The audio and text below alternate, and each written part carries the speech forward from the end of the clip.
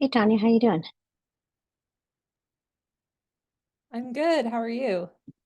Good. I am wondering if I have the wrong calendar thing because you said you had changed something on the calendar invite. So Shin updated it so that it would, um, so I would be the host for recording purposes, and that went out as an automatic update to everyone. I imagine everyone who was already signed up. Um, So it would have changed on our calendars automatically. Let me check if I can see that difference. I just know that it updated, like people got an updated invite. So I can try to see if I can compare between what is on my calendar and what went out. It might take me a second though. Okay. I'm gonna email. I might have screwed something up. And I had that updated in the meeting notes in the agenda. Yep. So that's Well, the I'm gonna updated link. send to everybody the real link. Um, because I copied and pasted from my calendar, and then when I tried to log in from my calendar today, I was not able to get in. Oh, okay. Yeah, so the one in the agenda is correct. Okay. Um, Okay, so I'm sending that to everybody. So hopefully we'll get folks because we don't have very many folks, and that's unusual.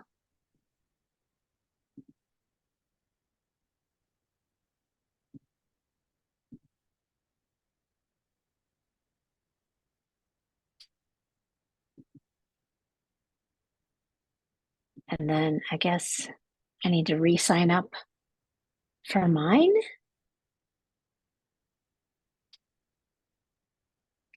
You mean for yours for the, So the link that I have on my calendar, which is when I registered, um, is the wrong link, I believe. And so it's different from the link that I we can sort this later too if this gets too weedy. Um, I think it might not be the updated link. you mean for future meetings, we need to fix Yeah, it. possibly. Yeah. Yeah, let's make sure it's right for the future meetings. I don't know if Shin has updated it for all future meetings. I just know she updated it Oh, for this one. Because oh, last time the recording was wonky because it recorded on her, like I didn't have the recording essentially. okay. And of course, I just copy and paste the link from the calendar invite when I send out the reminder to everybody. So I might have sent the original wrong link to everybody, which now is the right link. Got it. All right. Well, looks like Oh, some people are technology. arriving, so that's good. People found it. And I might be making up this whole problem. It has happened before.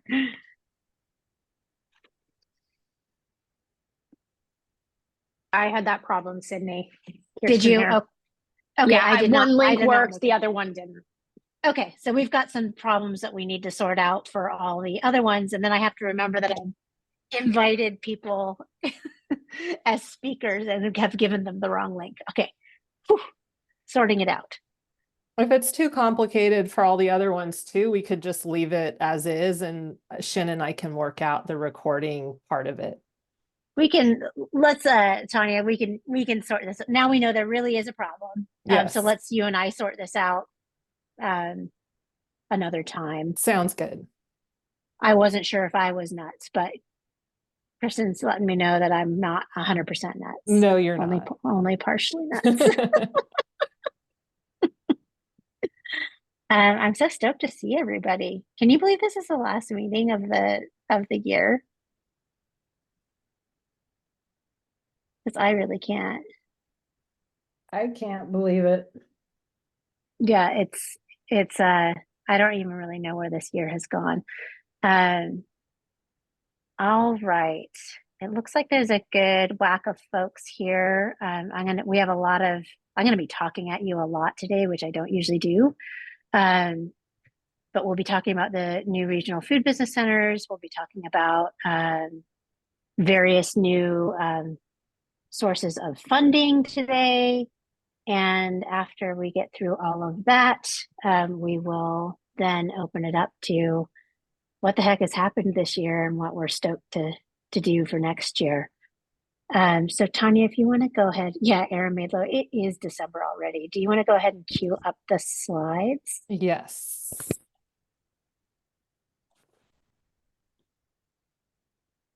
How many folks here have heard about the regional food business centers?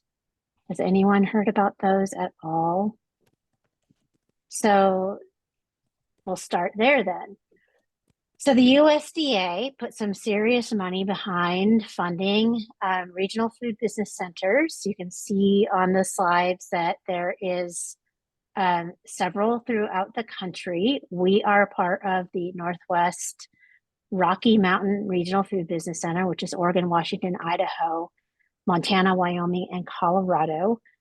Oregon State, Lauren Gwynn, who you all know well, Oregon State, along with Colorado State University, are the lead applicants on this project.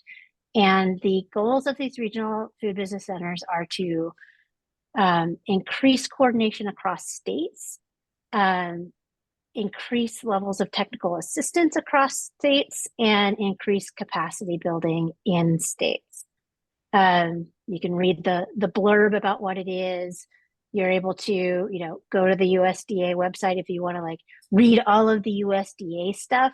My purpose here today is to let you know that this thing exists and it started back in July. We really formally kicked off our efforts in September and are starting to get some programming out on the ground now. Tanya, if you want to go ahead and advance the slide.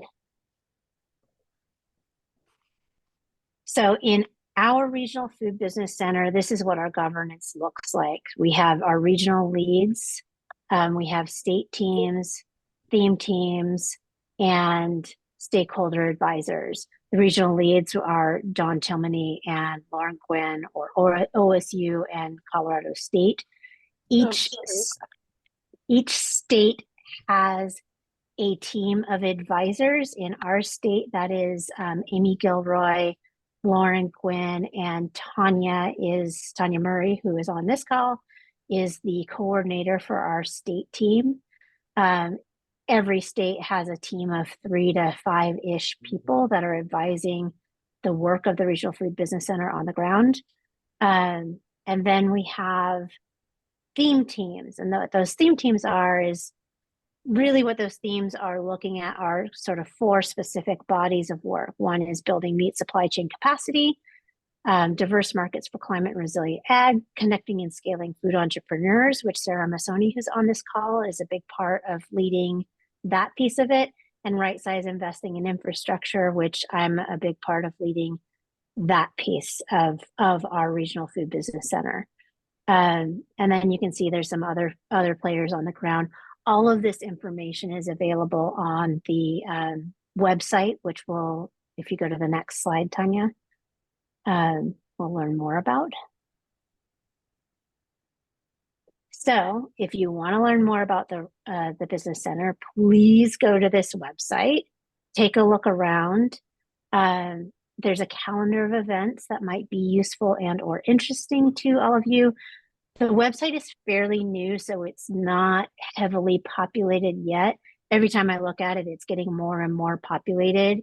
And most important, everyone on this call should sign up for the newsletter and encourage your farmers and ranchers and partners and collaborators to sign up for the newsletter. That's probably the best way to stay on top of what's happening in the Regional Food Business Center. And programming will become more and more robust as the business center grows. So I think it's really important for all of you. And then Tanya, when you get a chance, if you would drop those links in the chat too, that would probably be helpful. We will also send out all of these slides to everybody. So what the Regional Food Business Center right now is looking like on the ground when we talk about collaboration or coordination is, the USDA recognized that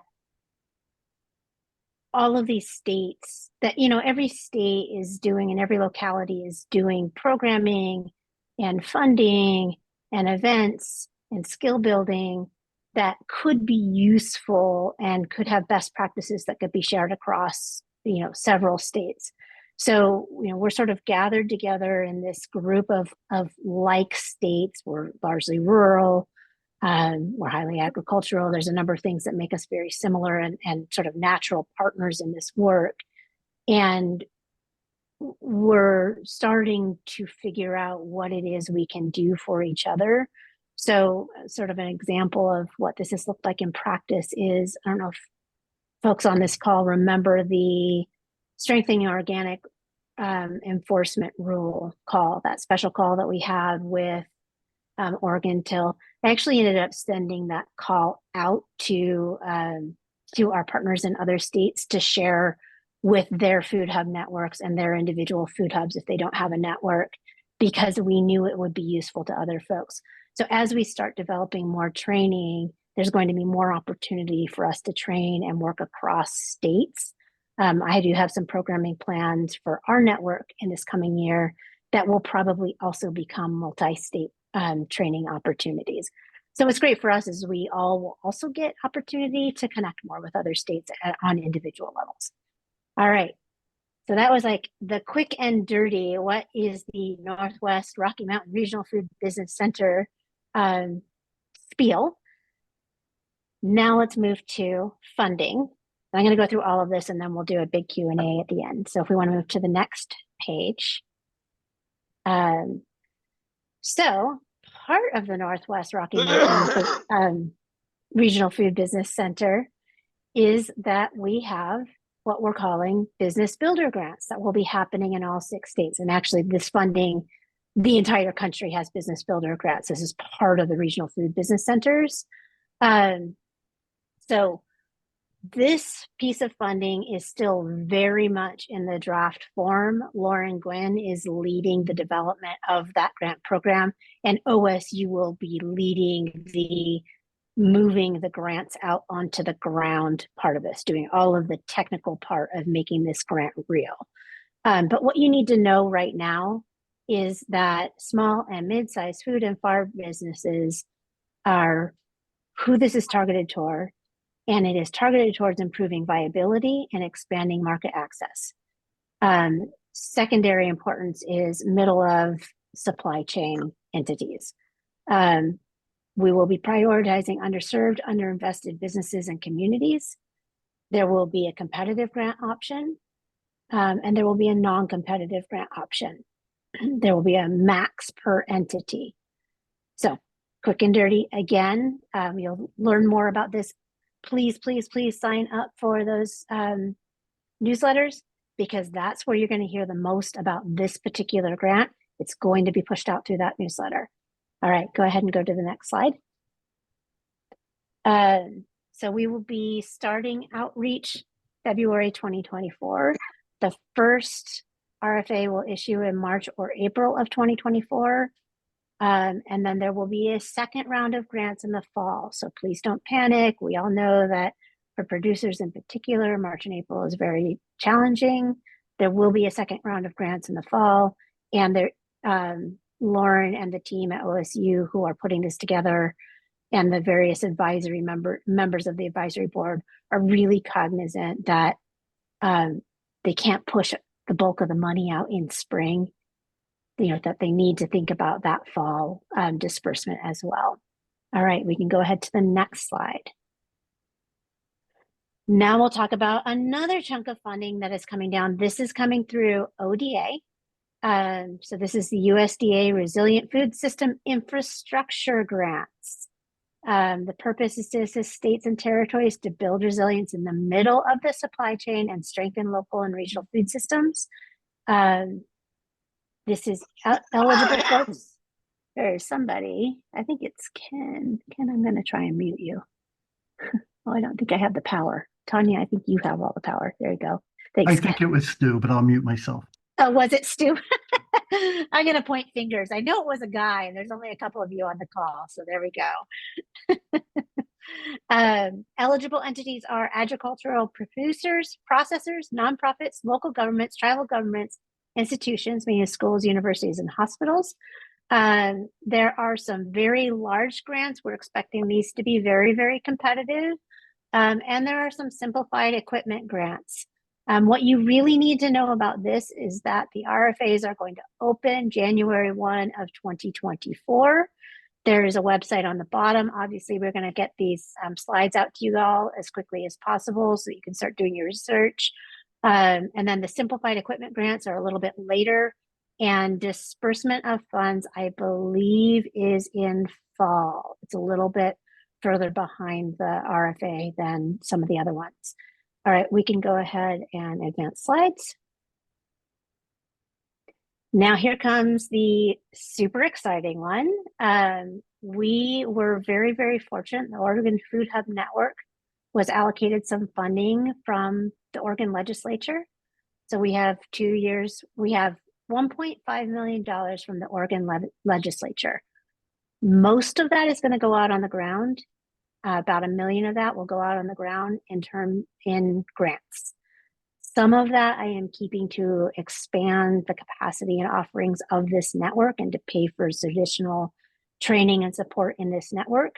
I'll talk about that more in January. But what you need to know about these grants.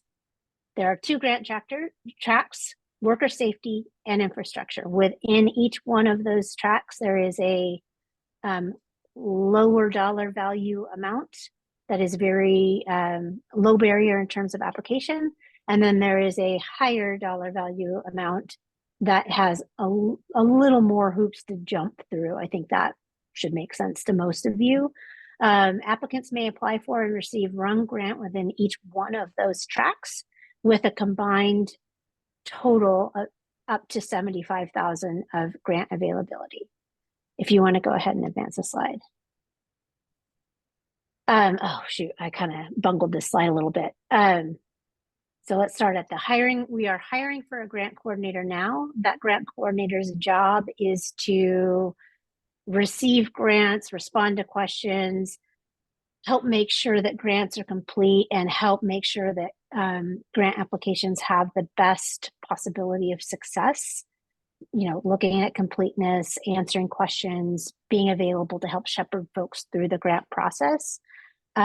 We are hiring for that grant coordinator now, and actually any and all of you or your organizations are welcome to apply for that coordination role. And because we are structuring it in such a way that you could shepherd folks through the grant process, and then we will find someone else to host and run the review committee meetings if that's what we need to do. So think about that if you all want to apply for that coordinator role. We'll be pushing that out through all of the normal channels, OCFSN, our various G lists, etc. For the grant itself, outreach will be done through OCFSN working groups, because this grant program prioritizes and really is for current Hub Network participants, that's all of you, other OCFSN, Oregon Community Food System Network member organizations. And I didn't put this on this slide, but we are also allowing an organization that perhaps is not currently working with OCFSN or does not currently participate with OCFSN or the Hub Network, but is already being the keyword, in collaboration with or in partnership with a Hub Network participant or OCFSM member. And the reason we're doing that is we both want to make sure that this funding goes to the folks that have been participating and are active in this group and share information, provide resources to each other, and is part of this collective body, this collective community. But we also recognize that our community is not as diverse as we would like it to be. And if there are folks that have good relationships and are able to be quote unquote sponsored by an existing organization, then they are eligible for application. So the first round of this grant opens in January of 2024 and closes in March. And then we will run another round next year, or towards the end of the year, December of 2024, and that one will close in January of 2025. All right, I think that's all the slides I have. That was so much information. Let's go ahead and open it up to questions. Are there questions? Oh boy.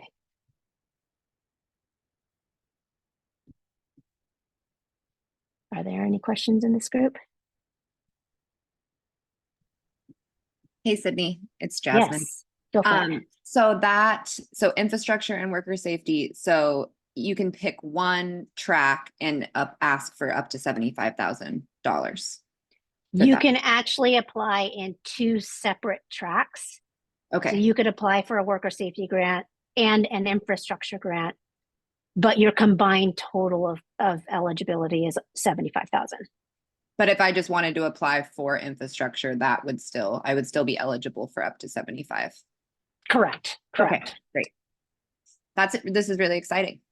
Thank you. Yes, yes. I am beyond tickled. This is the result of a lot of collective work on OCFSN's part for the most part, but it's also a direct result of the work of the Regional Food System Partnership Grant that 8 of our hubs were intensely involved in over the last 2 years. It was a planning grant. And because we have gone through that planning effort, we had pre-identified when we were going into legislative system, I think you know what I'm trying to say. When we were going into the session, there we go. We had already pre-identified some needs, and we were able to make a real concrete ask with real concrete information and findings from the work that this group had done. Other Awesome. questions in this group? I totally thought I would be bombarded with questions. I have another question. Go for it. Do you know when the grant closes in March, or the request close in March? Do you know when those funds will be dispersed? Did that say on the slide? You Or when know, the that's a decisions will be Shin question, and I can't remember. We do have it identified, and it's not fall. It's like late spring. Oh, great. I just don't remember the date that we have Okay. identified off the top of our head. The OCFSN funds are the least restricted and the least challenging to apply for.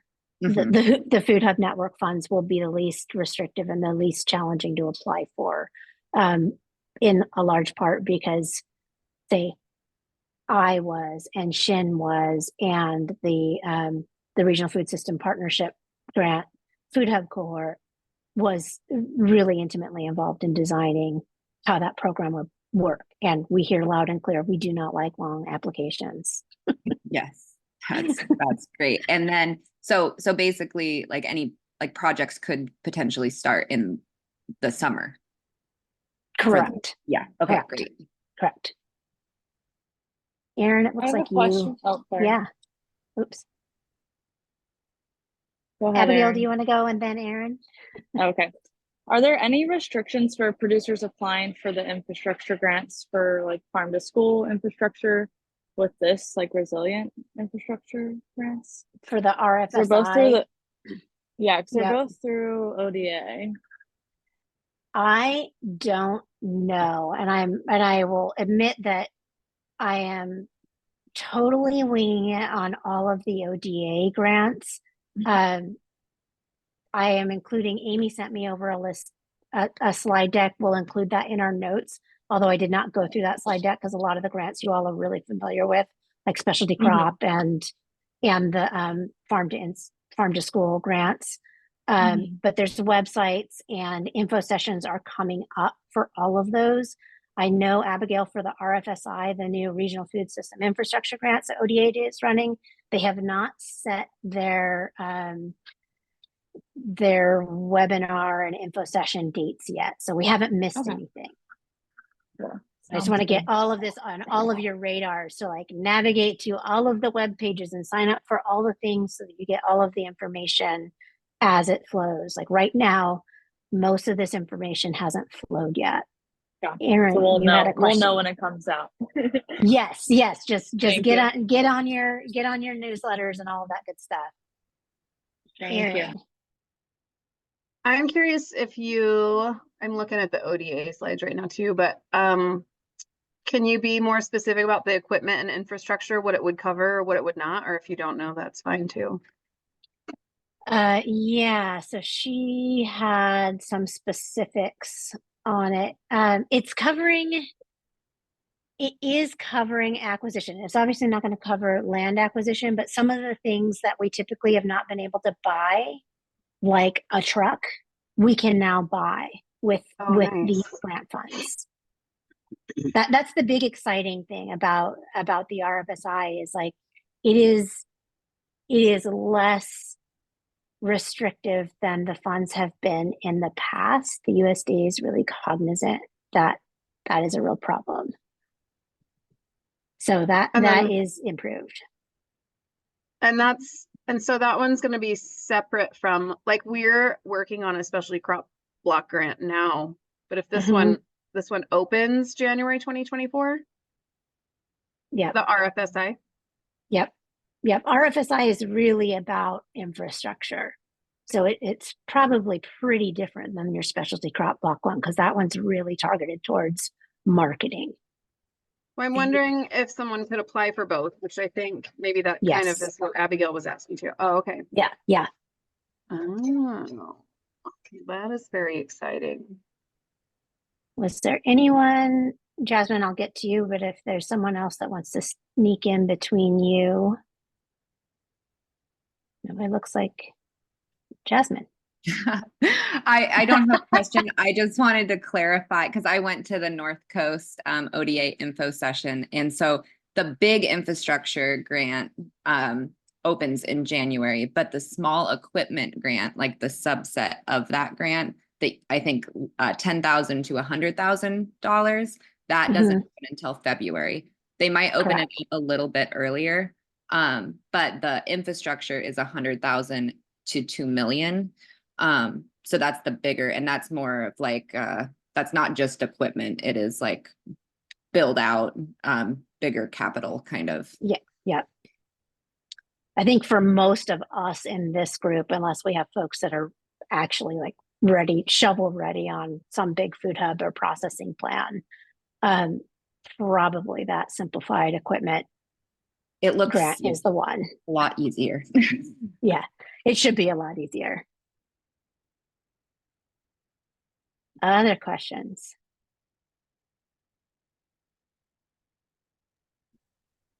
Yeah, is the RFSI grant, is that new? Yes. Okay. So that's fine. that Thank you. person was sort of this is so funny. So the regional food business centers, there was an RFA for that in, I think, last February is when that went out. And so, the whole country scrambled to get their applications in for the regional food business centers.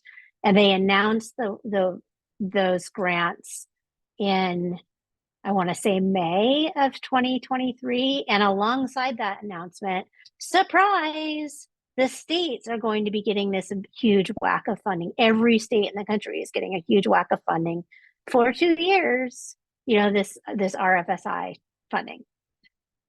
So it's like sort of this one-shot deal. We don't know if it'll ever come back, but it's here today and it's brand new. Other questions? Well, Willie. Quick, Sydney, how you doing? I'm good. How are you? Okay, finally got in. Yeah.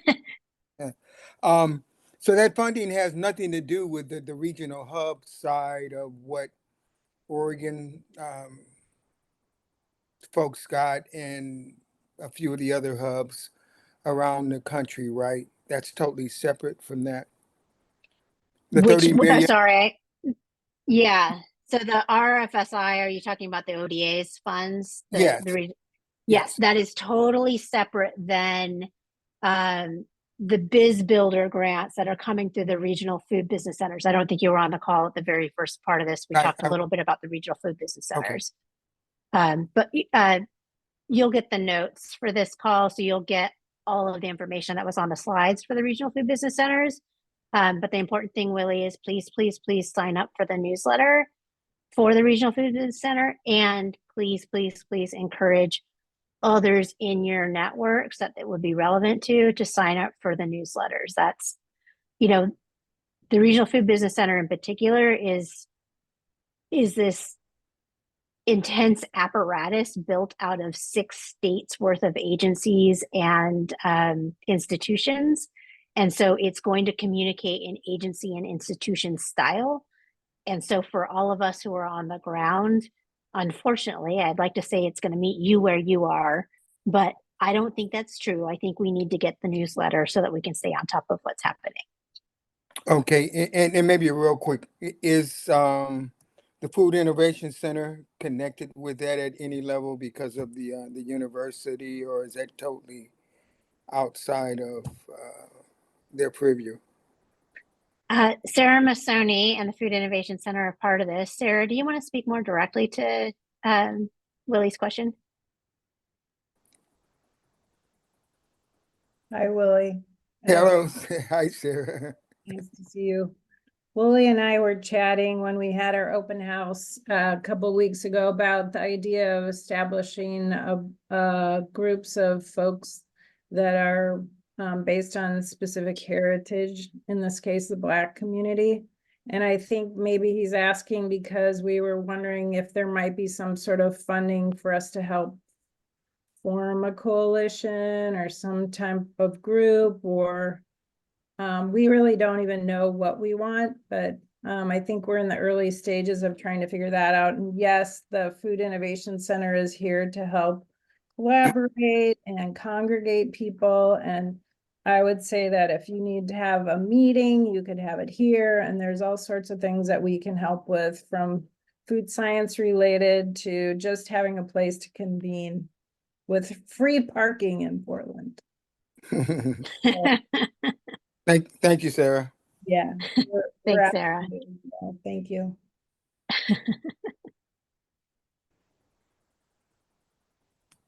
Other questions from this group? Hi, Sydney. Alexa. Hey, how are you doing? I haven't seen you in a Good. while. How are you? Good. I'm curious, after the Business Builder grants come out in the spring, what timeline, like folks who receive funding later on, what timeline are they going to be on beyond receiving those funds? What timeline will the funds land if they get the grant? What Is that time what you're will be asking? folks? Yeah, what time will folks be expected to like wrap up spending and reporting? Oh, good question. You know, I don't know that answer, and that answer may not exist yet, because that part of the, you know, this stack of funding that I just threw at you is very much in development. Awesome. Thank you. Yeah.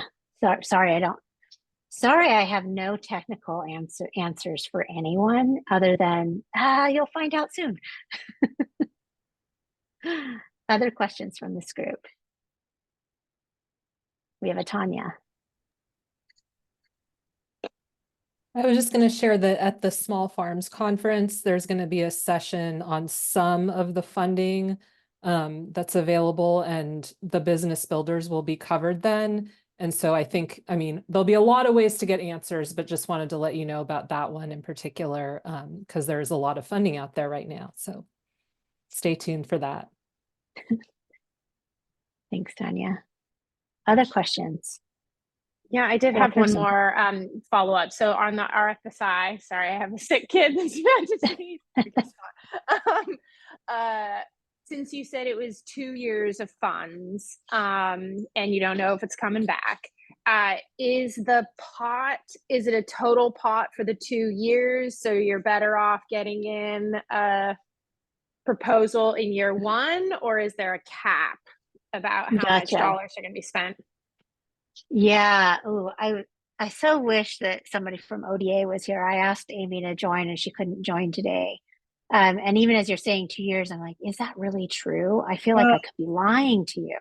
Yeah, So I would not rely on me for any technical detail associated with that grant. I can answer all the Hub Network grant questions in the world in almost teeny tiny detail. But for the ones that ODA is administering, I think the best move would be to attend one of their info sessions, and office hour calls and all of the stuff that they typically do for outreach. I would never rely on me. Other questions? I 100% agree with Sydney on that. Sarah, I feel like that could sound like you're like, yeah, Sydney's a nut job. No, I wouldn't listen to no, her. I agree with what you said. Like, you totally have to go to the Department of Ag Yeah. meetups and stuff to These find out. these programs are just so complex that And they're I feel so like my best move is just let you know that it's there, tell you what I know, which is not very much other than it's there. Let's get on top of it. You know, I want my people to get all the funds. That's what I really want out of all of this. Oh. I want all of you to get the funds. And we haven't even had there's a group of folks that they've engaged with throughout the food community across the state, and we haven't even had our first meeting yet. So, I think shortly after the first part of the next year, we'll be hearing more information from them. Anything else from this group? Wow, I thought you guys would be like all over the funding. So, because this is the last call of the year, what I have traditionally done with this time is I don't invite a guest speaker, but I hold the time for all of us to share a little bit about what happened in the last year, what we were excited about in the last year, and what we're excited about doing in the coming year. And it also gives us time to introduce for folks that say haven't been on this call for all that long, or we don't know that well, or new to the group in some way, shape, or form, or we have some brand new organizations that have joined this call over the last few months. So that is what this time will be held for. And I'm going to call on Kirsten Miller to share what has happened and what organization over the last year and what you're excited about.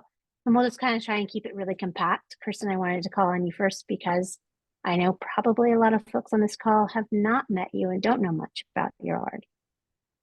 Fair enough. Yeah, Kirsten Miller, and I am on the board of 10 Rivers Food Web. We are a regional food group from the Cascades to the coast, so from Lynn County, Benton County, and Lincoln. Our aim is to increase local food production and consumption in our service area, and have been wanting to get involved in more food hub activities. And seems like we might have some good news. Myself and Rebecca Weinsteiger, who's on the call, and also Elisa Tuttle, along with a larger group of people, will perhaps be working on a food hub in South Corvallis. And so we'll have more news about that soon. Yeah, so that's kind of the start of it. There are a couple different ways that I'm curious, one for that project and also for a dry bean and grain and dry corn project that 10 Rivers is embarking on as well. So thank you. I'm just really excited and appreciative of all the resources here. So thank you much.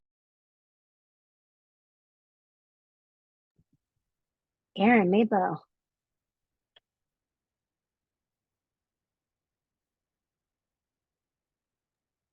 Oh my gosh, I was stuffing my face with marshmallows. Sorry. Thanks for calling me out. Oh gosh, over the past year, we've really been working on a grocery store initiative here. Where our office is located,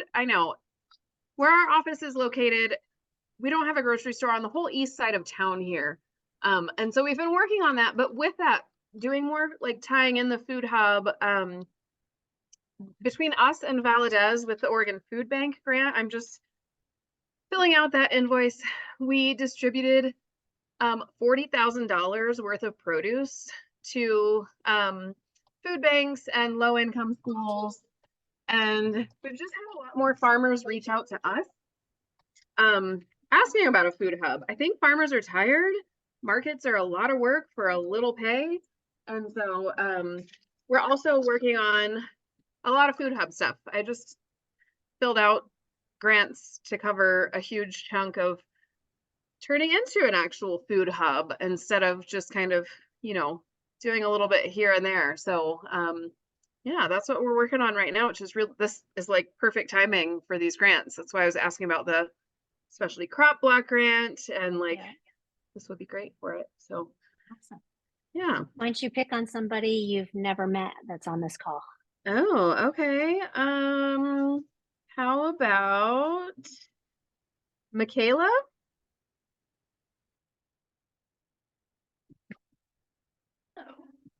Oh my goodness, I almost fell right as I muted. Hello, everybody. I am new to this little consortium, so I'm excited to be here. I am working with a few, like some nonprofits, kind of with the city of Dallas, but through Rare AmeriCorps, as the agribusiness development coordinator. And I just got onboarded in September, and so I'm really excited to sort of build the capacity that the city of Dallas has to support the agribusiness sector that we have here. And one of the projects that they have assigned me on is trying to get a farmer's market and just general community supported agriculture sort of back and present in the community. And so I'm looking forward to that in the next year. And by the sounds of it, there are a lot of great opportunities that are coming up, and it seems like a perfect opportunity to hop in because I just was like shown an array of amazing grants that I can apply for potentially. But yeah, I'm really looking to build the capacity that Dallas has to support our farmers and farm businesses. And That's then awesome. I'm gonna pick on Eliza. Hi, hello. Well, thanks for having me. My name is Eliza, and I'm in Corvallis. Very new to this group. This is my first meeting, although I've had it, in my mind to hopefully attend, but never really had a concrete reason until now. I'm on the team with Kirsten and Rebecca working on the South Corvallis Food Hub project that we are so close to maybe moving forward with, but like Kirsten said, more information in the next few weeks. And yeah, I'm just, I'll be working on kind of the program evaluation side and research side. I'm a program evaluator with Portland State University as my paid work. And I'm just here to learn. Thanks for having me. And I will call on Grace. Hello. I hope that there's no other Graces on this call whose spot I'm taking. I hope I was the Grace you had in mind. But yeah, like Michaela, I am also a rare this year. I'm serving with OSU Extension in Wasco County. So woohoo, Columbia River Gorge. And about half of my work is in food systems. So actually I would love to share a little bit about a project that I'm excited about, which is updating the 2015 Columbia Gorge Food Security Assessment. So yeah, we're kind of in the partner recruitment phase and hoping to get as many folks on board as we can for this big project. Thanks, everyone.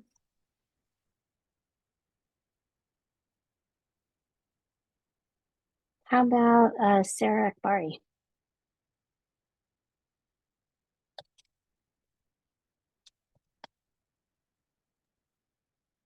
Hi everyone, I'm Sarah, and I started attending the meetings, these meetings last year which was my first year of also being a rare AmeriCorps member. And I'm now in my second year of the program working with Klamath Grown, which is a new food hub in Klamath Falls. I mean, we have been around now for a year. Our online market opened last year in December.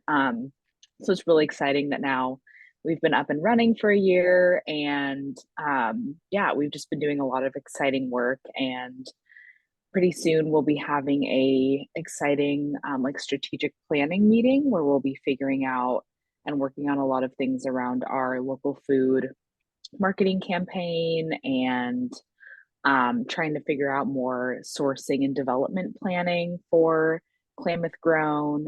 So there's a lot of really exciting things happening within the organization. And we actually just recently hired Delaney, who I'll pick on next to introduce herself. But she has been really great to work with. And so, yeah, there's a lot of really exciting things coming up for Klamath Grown. And I've been really thankful to be part of this group this last year to get a lot of new connections in the food system and just learn a lot more about Food Hub work.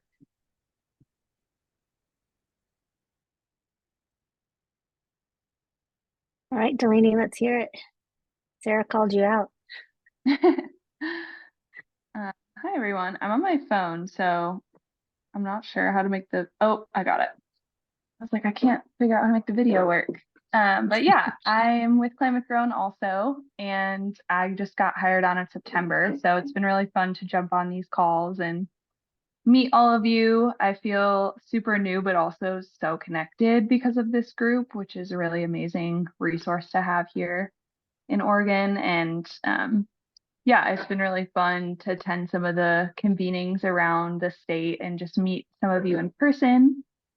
And yeah, I feel like a lot of things Sarah mentioned. I feel like for my position, some exciting things next year that we're like hoping to connect with more of you on definitely has to do with like branching out into more wholesale channels for our online market and our food hub and what that looks like. And it's been fun hearing more about like the food pantry, food hub relationships on this call. And I know we're kind of in the works of getting something like that going in our area. And we also have the gleaning program that we've been doing. So kind of those three things are what I'm really looking forward to next year of like resources and support with this group. And yeah, it's been really great getting to jump into Klamath Grown and having this support here. So it's been good. And I will pick, let me see, Carrie.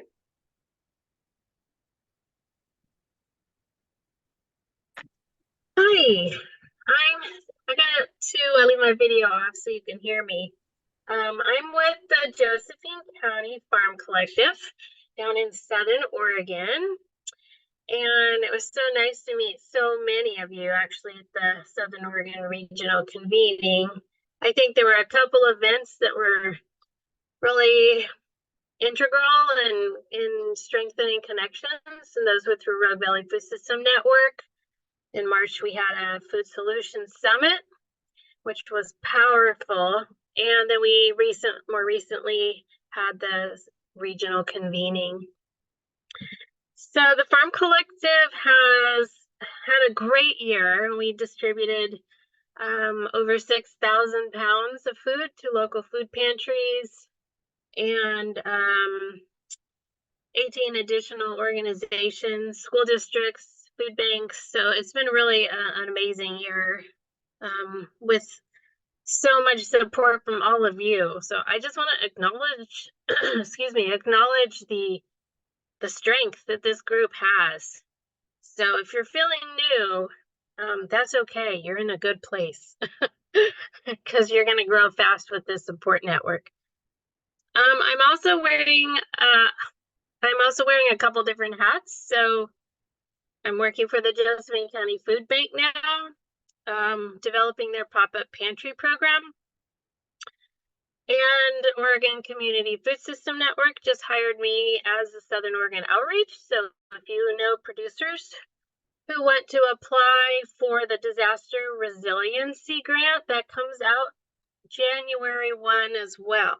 And it is specifically catered for small producers. So send them my way if you want more information. So I'm particularly excited to expand our offering this year particularly through our educational programming, farm to school, and then hopefully an adult educational program too. And we're offering a school garden development program in Happy Camp. Because Siskiyou County is part of our geographical footprint, even though it's in California. They're closer to us than they are to any other resource. So that's me. I'm going to call on John Warner. I think oh, there he is. Hey, wow, I just sent everybody a text saying I got to run to another meeting, but so thanks for putting me on the spot. I can be really brief. So James Beard Public Market here in Portland, we continue to work on getting a physical marketplace, but we have been collaborating with Kristen at Tin Rivers and now with the Willamette Farm and Food Coalition on hosting their hyper-local food directories on our Oregon Taste platform. So excited to continue to roll those efforts out and then be able to showcase them for other local and regional food and farm groups and food hubs that might want to follow their lead. So, but I got to run, and great to see all of you. See you next year. Bye-bye. Thanks, John. Thank you. Call on somebody for me, would you? Thanks. Bye. I got your back. All right. Bye-bye. Let's see, Stu, I'd love to hear from you.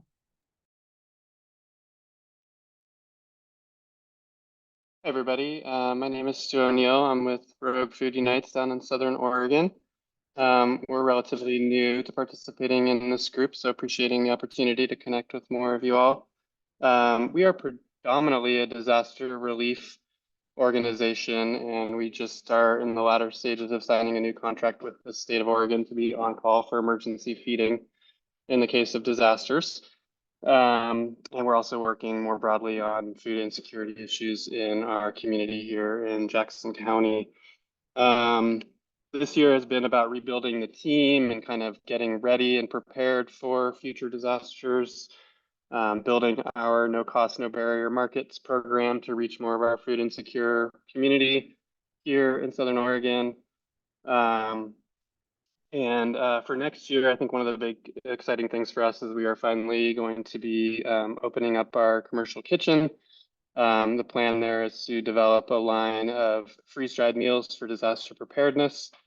We will probably spend the first quarter or two on research and development. And move to hopefully production in the second half of the year. We'll see how that goes. We're probably going to need to lean on a lot of smart people like you all for guidance and assistance as we grow that program.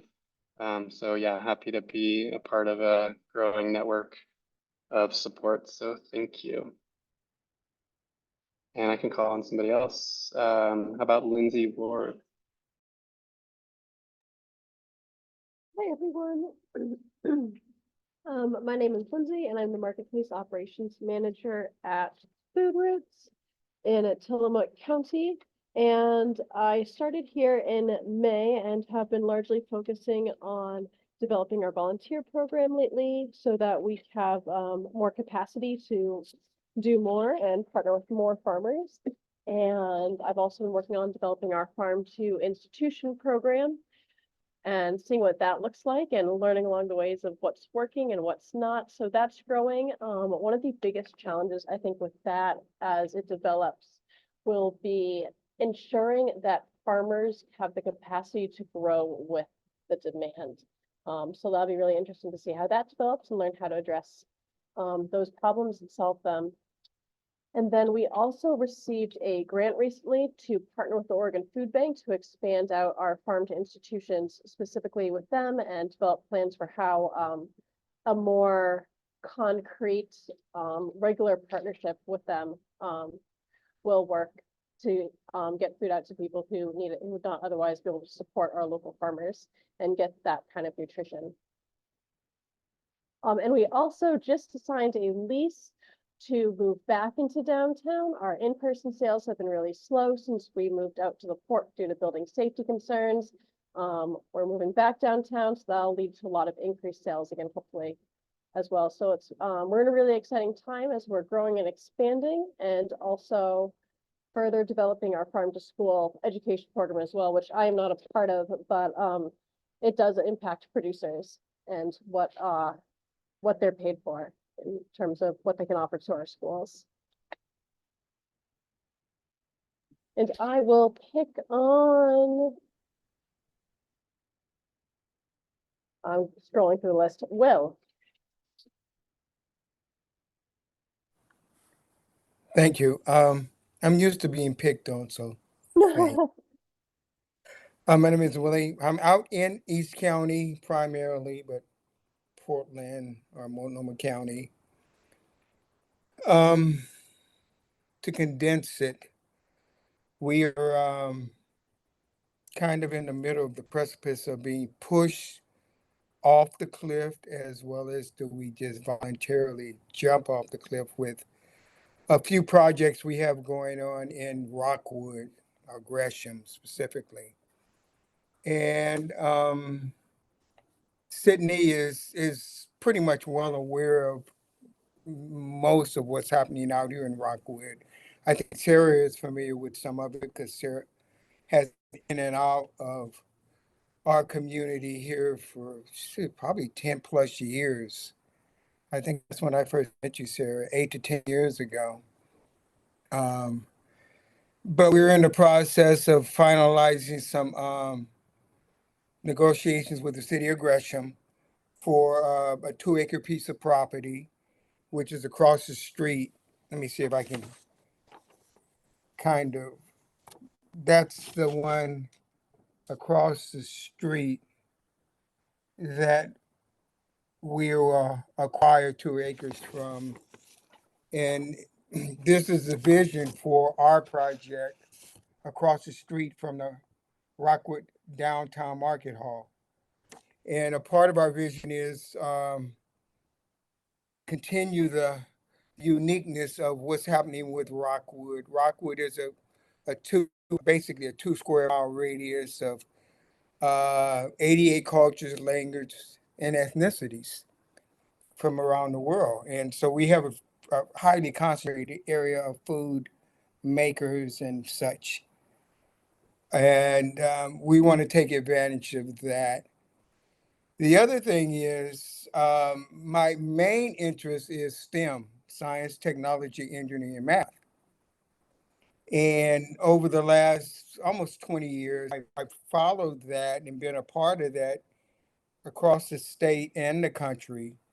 But I noticed in Oregon, we spend more time talking about STEM as it relates to chips, computer science, aviation, those sides of the industry, where there was very little being introduced to food manufacturing, and even some of the new technology that we see with plant-based foods and such.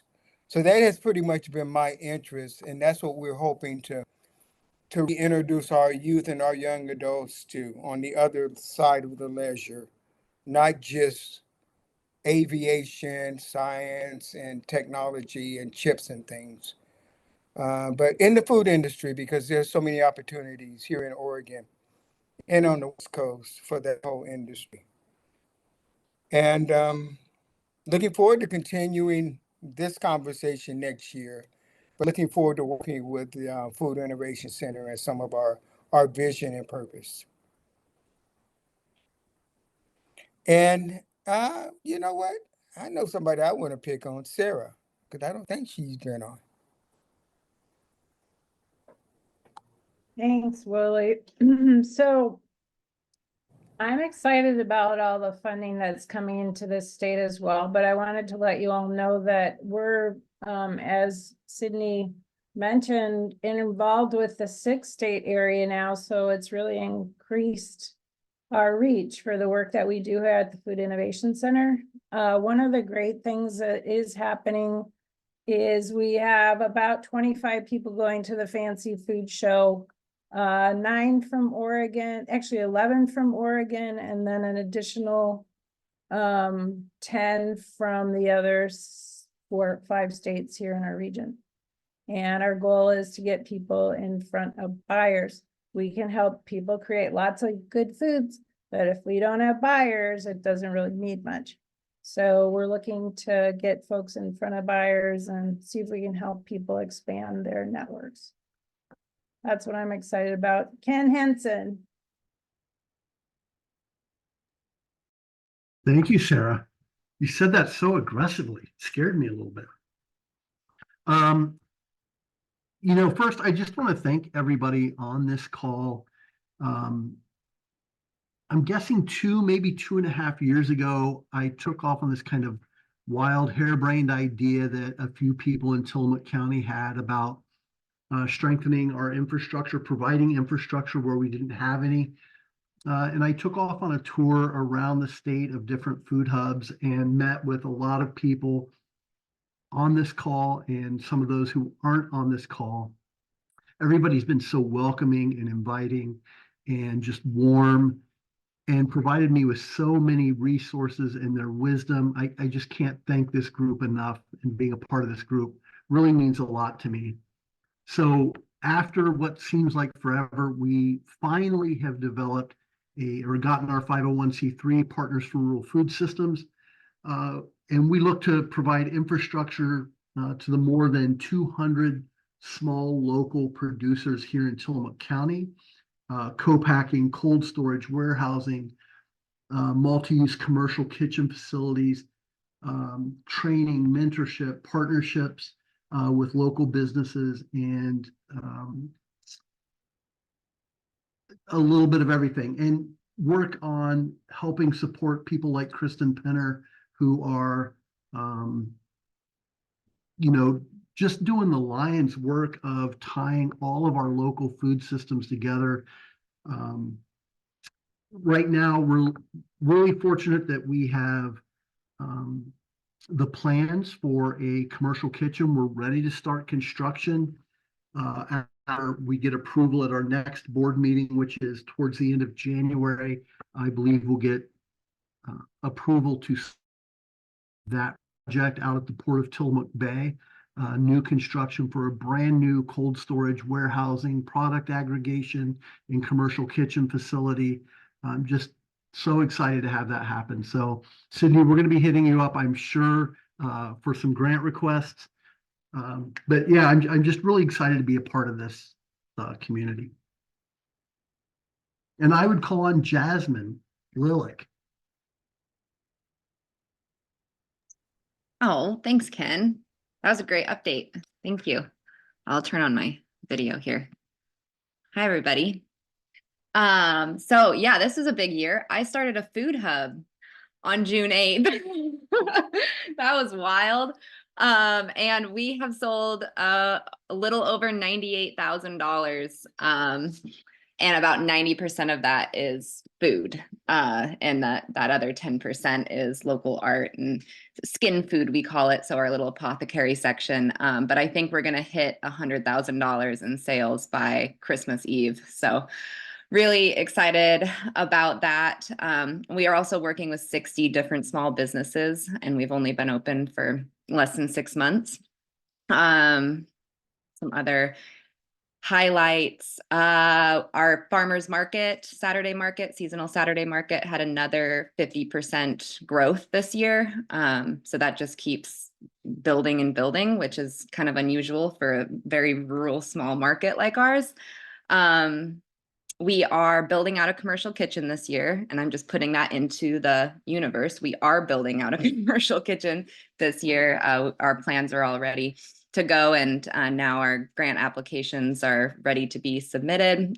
Sydney, I'm gonna be, yeah, that's like the perfect, and it's exactly $75,000. That's my ask. So it's pretty funny how that came about.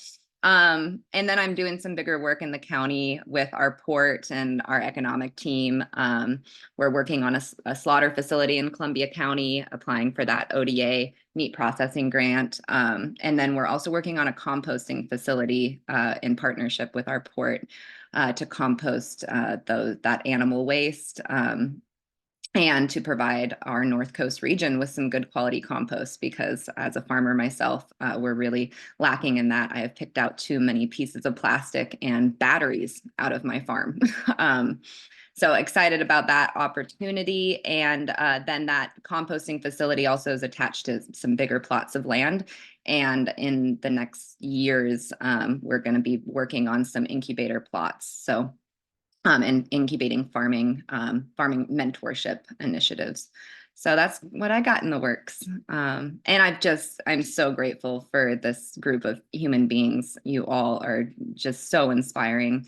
I've learned so much, and I would not be in this position without your support and your guidance and mentorship. So thank you.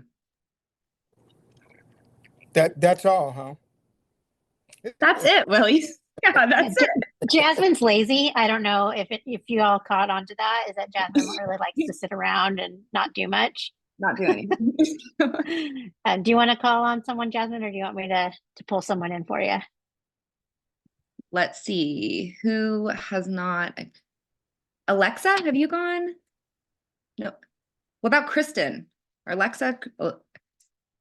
I was just typing up a little summary in the chat, but this is quicker, so thank you.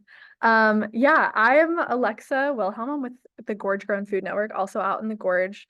And I am more regularly able to hop on these calls because we just wrapped up a very busy summer and fall with our mobile farmers market program.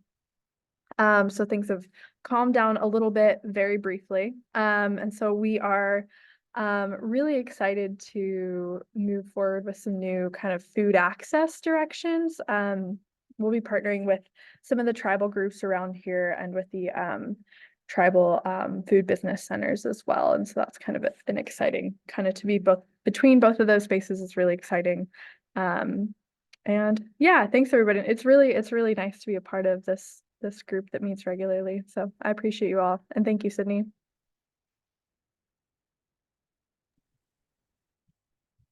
I think we haven't heard from Adriana or Sarah Cross, if Sarah Cross is still on the call yet. Yeah, hi. I'm Adriana, she, her pronouns, work in Portland for Oregon Food Bank and serve the whole state, working specifically on the FEAST program, which is like a community organizing grant that we have. And in this space, I am showing up because I work with my colleagues in Ontario on the Ontario Community Food Center. So this year, I think the big highlights are that this was the second year of the regional, some USDA planning grant that was obtained to work on figuring out what the community food center would look like. And we do have some draft designs that were created, and sort of the next phase is doing more community engagement around those designs and if how people feel those are coming together. Someone called it a design charrette, and I don't really know what that is, but I think that's what's happening is community engagement input on what the food center would look like. And also thinking about things like a governance structure for the food center. So also context for people that might not know, that food center is going to be in Ontario. It's on a campus that is going to be shared. There will be the Oregon Food Bank Ontario warehouse, also an affordable housing complex where people are already moved in, and then also a health clinic, as well as this food center. So all of that together in Ontario. And yeah, other exciting things in that group, just like seeking out funding for building, a lot of collaboration with Idaho partners. So yeah, in the works. And Lindsay Grosvenor, my colleague, knows way more of the details, but isn't here today. So that's the brief update of what's happening out there. And yeah, I'll pass it to, wait, did Sarah leave? No, Sarah's still here. Sarah Cross, my teammate. Hi, everybody. Sorry, my mom's on a very loud speakerphone call downstairs. So I'm just here. I was here last week. Thanks to I love being on these calls just to see what is happening around the state. For those of you who don't know, I'm the Producer Support Funds Program Manager for Oregon Food Bank. I'm on the food systems team with Adriana. I manage our LFPA grant funds, as well as our community grower support funds and Native and Tribal Fishery Fund. And right now I'm compiling just a lot of reporting data and collecting all the impact, because it's been so exciting to see what has been happening on the local scale, and excited to completely promote more local investment from now until the end of time. So thank you so much for all that you do. And I'm going to pass it to Jude.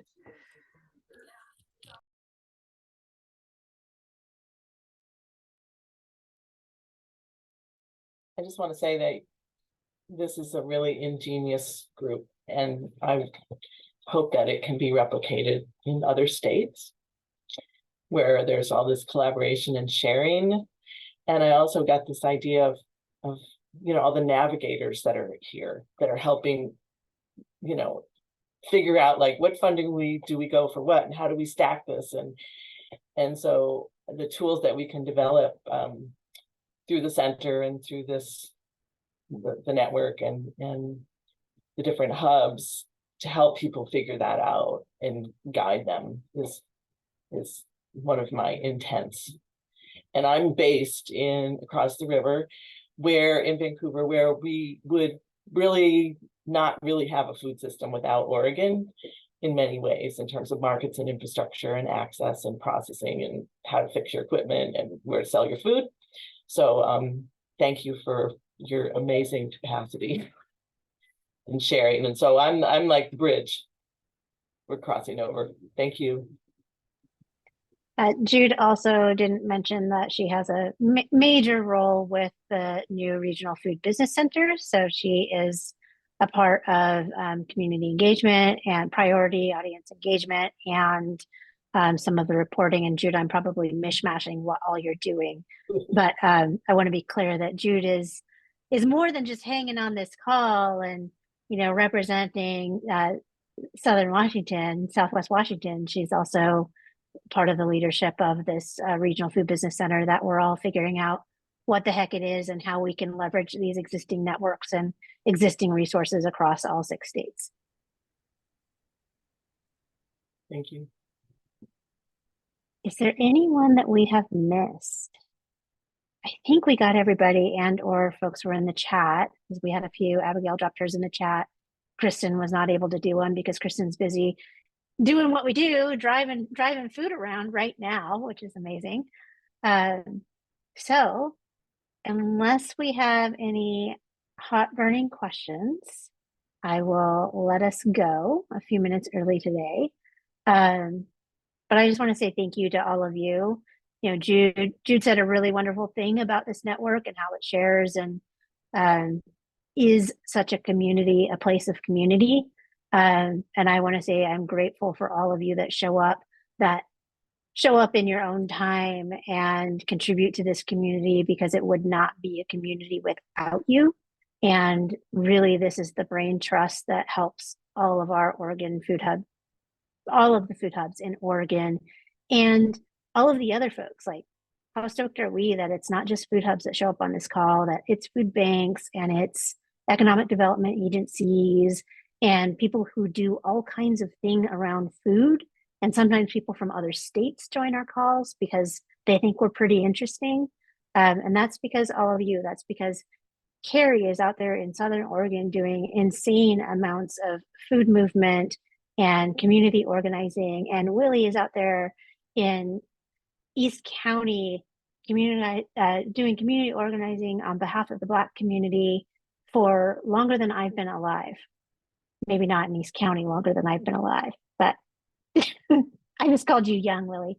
But anyway, I just want to express my gratitude to this group before we sign off. And Tanya had her hand raised. I think she wants to talk about Know Your Cost to Grow before we all peace out and reconvene in the new year.